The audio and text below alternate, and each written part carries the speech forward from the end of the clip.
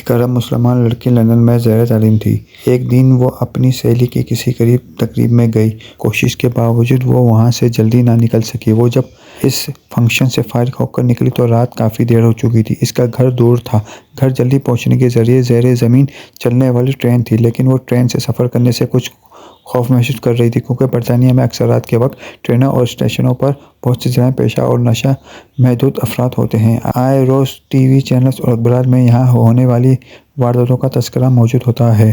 چونکہ اس لڑکی کو زیادہ دیر ہو چکی تھی اور بس کافی وقت لے سکتی تھی، اس لیے اس نے بہت سے خدشات و خطرات کے باوجود ٹرین من جانے کا فیصلہ کر لیا۔ یہ بات پیش نظر رہی کہ یہ لڑکی دیندار نہیں تھی، بلکہ بہت زیادہ آزاد خیال اور لبرل تھی۔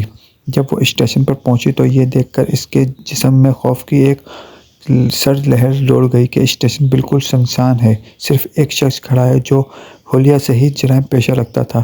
وہ انتہائی خوفزدہ ہو گئی۔ پھر اس نے ہمت کی خود کو سنبھالا اور قرآنی آیات کا ورد کرنا شروع کر دیا۔ اسے جو کچھ زبانی یاد تھا، جسے ایک عرصے سے وہ بھولی ہوئی تھی، سب کچھ پڑھ ڈالا۔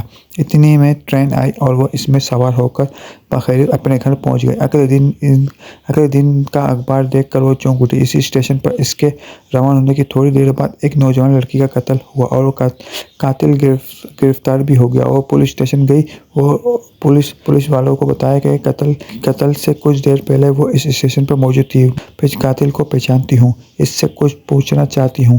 جب وہ مجرم کے سیل کے سامنے پہنچی تو اس سے پوچھا، کیا تم مجھے پہچانتے ہو؟ اس نے جواب دیا، ہاں پہچانتا ہوں، رات کو تم بھی اسی اسٹیشن پر آئی تھی۔ لڑکی نے پوچھا، پھر تم نے مجھے کیوں چھوڑ دیا؟ وہ کہنے لگا، میں تمہیں کیسے نقصان پہنچاتا؟ تمہارے پیچھے تو 2 انتہائی صحت مند اور قد ہوار باڈی گارڈز تھے۔ یہ سن کر لڑکی حیران ہو گئی۔ اسے یقین ہو گیا کہ قرآن کی آیتوں کا ورد کرنے کی وجہ سے اللہ کی طرف سے اس کی حفاظت کی گئی۔